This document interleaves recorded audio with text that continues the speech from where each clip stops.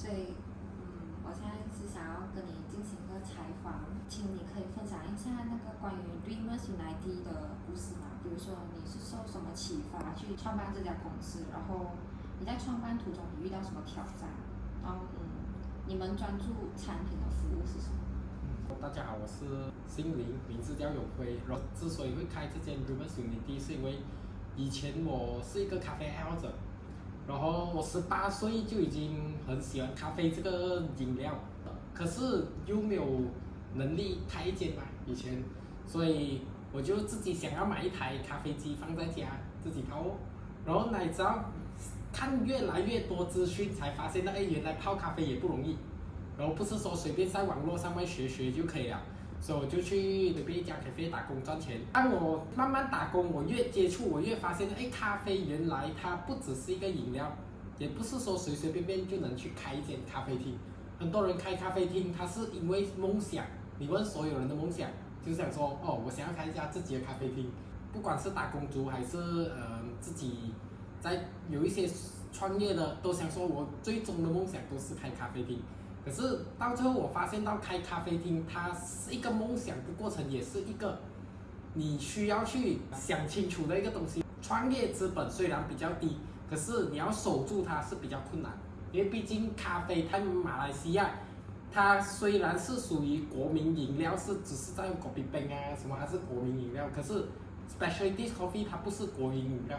它毕竟是超出我们最高薪资的 budget。比如说一杯咖啡10块，可是我们马来西亚最高薪资才5块，所以不是所有人都能 afford 得起，所以它就不是日常用品。所以我们就需要去检视，我们开这个东西到最后回到来的结果，它不是梦想，它只是让我们生存到了。OK， 这样我可以问一下你的学历啊，还有你之前的工作经历。现在我的工作背景是我本身是从事代理美国品牌的一个行业。这个行业是我18岁发展到现在的。对于咖啡来说，我觉得必须还是你要有一个稳定的工作，你才去选择一个你兴趣的行业。因为毕竟兴趣不能当饭吃，你必须要有资金来维持你的兴趣，要不然那个就不叫兴趣，那个只是生存工具。关于 Dreamers United 嘛，想问一些关于经营的策略。OK， 比如说，因为其实我觉得你们的 coffee跟别位的味道不太一样，就很像你们是专门做可能找人定制的。对。所以我想问一下，你们可以分享一下你们的定价策略，你们是怎样衡量产品的价格 cost 空上的 cost 跟它的 quality 之间怎样做平衡？也是要以我们自己本身个人的定制有关系，因为对我来说，一家咖啡厅它的定位就取决于创办人本身思想的定位。很多时候我们都希望产品越便宜，顾客越买单，偏偏是我们喜欢便宜，只是因为处于工资不够什么。可是到我们发工资那一天，我们还是向往比较高品质的生活。所以我的定价，我们并不是定价于很高，而是我坚持拿高品质的产品，因为高价格就是比较好的 quality， 低价它就肯定是拿到一些比较廉价的东西，所以我们就比较向往于，我们要服务于高品质的生活，我们并不是定位说你本身是要高的身份，而是我们定位是你需要有高品质，这样今天我的 cafe 就能服务到你。所以你们就是不会来，可能你们用高品质，但是你们可能卖一杯咖啡要20多块。对呀，这个我们还是要取决于这个当地需求。如果今天我们卖20多块 ，maybe 我们可以拿到这样子的多，可是在这里的消费水平没有那么这样高，所以今天我们的定价 maybe 是在大三角里面属于是比较高的定价，可是我也相信在大三角里面也是属于比较高品质的一个价格，所以我们才会有源源不绝的 regular customer。确实。好，那下一个问题想要问你，你有没有采用类似什么类型的营销策略来提升一下 Dreamers United 的知名度或者销售量？对于我来说，处于现阶段，我们是没有使用任何的营销策略的。对我来说，最好的营销策略就是做好自己，因为很多时候我们并不知道什么营销策略是正确的。有非常多的人可能他想说我要去请小红书博主，我要去请 TikTok， 我要去请很多各类型的，这些都是一个很好的 marketing 方式。可是，在 marketing 的前提是，如果我们不能把产品做好，不能把服务做好，不能把我们个人本身的那个位置确定好，我们去请来的它只是一个 marketing。因为如果换作是为什么很多人都喜欢到大三角，在这里寻找美食，可能是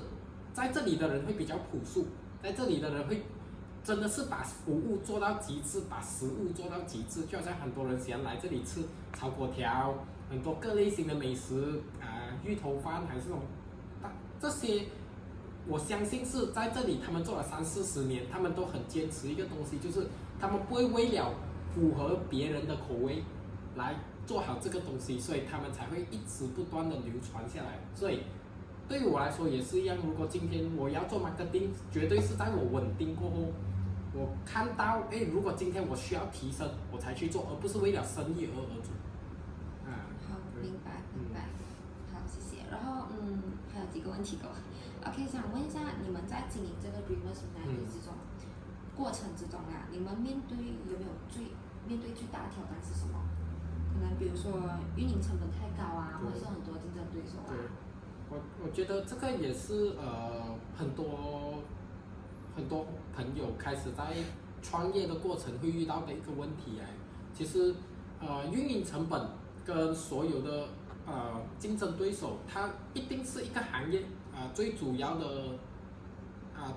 问题，每一个公司都会面对到。可是对于我来说，最重要的是，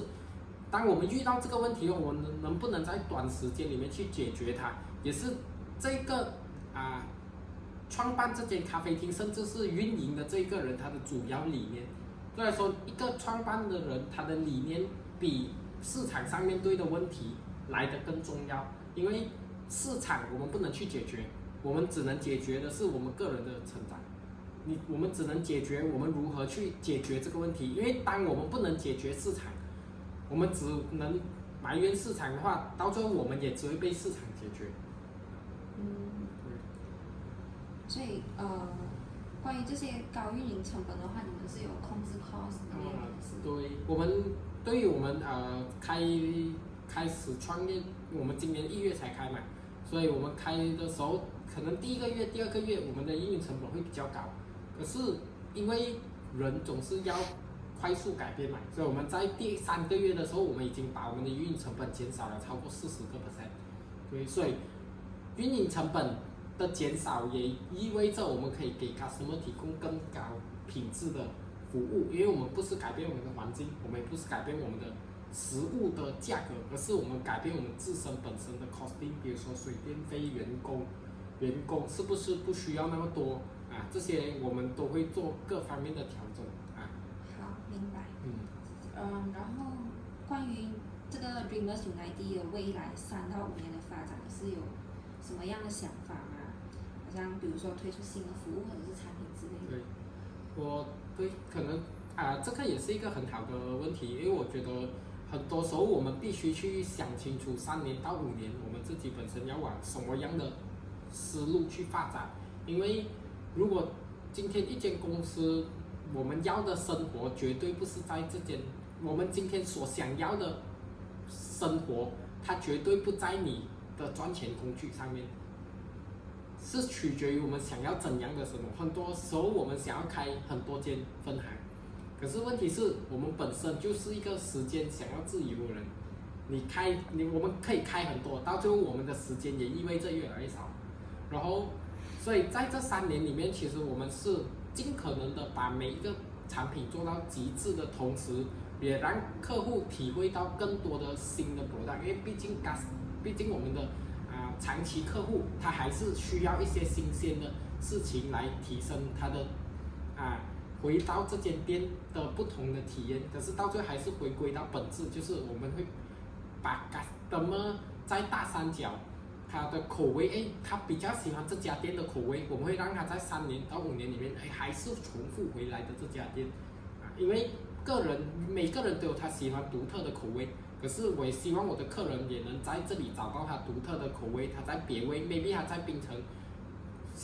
吉隆坡、新加坡，他去到的时候，他喝到别位不一样的咖啡文化，可是回到来这里，他还是喜欢回这里的味道，就好像我们回到家乡喜欢吃炒粿条，喜欢吃槟城炒粿条这样子的感觉。哦，明白明白。OK， 这样可以分享一下关于 Dreamers Unity 它的 vision 跟 mission， 它有吗？对，其实我们的 Dreamers Unity 的名字是从什么而启发的呢？就是 Dreamers 就是一般梦想者嘛 ，Unity 就是梦想者的联盟，就是一个聚集地。所以当初我创办这家咖啡厅的理念是咖啡它是一个饮料，可是我们可以很多喝咖啡的人都是一些在往梦想冲刺的人，因为他可能觉得咖啡因能帮助他提升，能帮助他更加专注于做他的事情，所以我们创办这家店的理念是让所有有梦想的人可以聚集在这个地方，然后一起前进。因为我们在楼上可以看到这个 area 是叫做 co-working space， 就是很多 after MCO 过后他会在加 work from home， 可是 work from home 它并不能很时刻专注，所以很多人都会去 work from cafe， 可是 work from cafe 可能面对到太多的问题，就是他没有插头，没有什么，然后很多咖啡厅也不能给他做很久，甚至是很多人为了 work from cafe 随便去选一家，但是他喝到的并不是他要的，他只是将就，所以我们就把这个地方做到极致，就是当你想要喝到一个很好的咖啡，甚至是很好的放松，让自己专注的工作的时候，你可以来到 Dreamers Unity，所以也可以帮助你在创业的路上，然后有一群朋友，所有人都陪伴着你这样。好，明白。现在是最后一个问题，想问一下你们 Dreamers Unity 有没有用关于类似 IT 之类的东西来 POS system QR，还有可能 inventory management 跟那个员工的排列有没有？对，有，我们是有用这POS system 的，我们 POS system 是用 store hub， 就是 outsource 的，因为它这个 POS system 是当时我在考察的时候发现它很多东西可以帮助到我深化掉 ID 的这个部分，因为当我们在创办一间公司，甚至是在做任何一方面，我们都需要去想清楚，甚至是 accounting 什么都要请。然后如果今天 ID 已经能帮我解决到这个问题，我不想要再去烦 ID 的问题所以他已经帮我解决到很多问题，包括我们的员工时间表包括我们所有的运营成本，所有它都会在里面计算，然后包括我们的赚钱多少 margin 多少 percent， 我每一个月只需要把这个Excel 发给我的 accountant， 就搞处理。好，这样我们的采访就结束了，谢谢你的分享。对，好。